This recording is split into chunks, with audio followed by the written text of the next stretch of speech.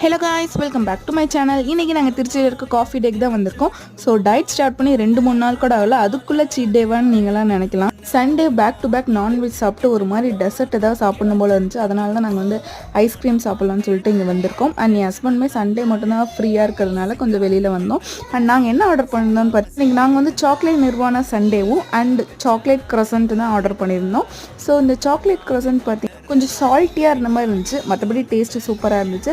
And இந்த chocolate nirvana Sunday வந்து எங்களோட ஆல் டைம் ஃபேவரட். நாங்கள் எப்போ வந்தாலும் இது தான் ஆர்டர் பண்ணுவோம். என் ஹஸ்பண்டுக்குமே ரொம்ப ஃபேவரட்.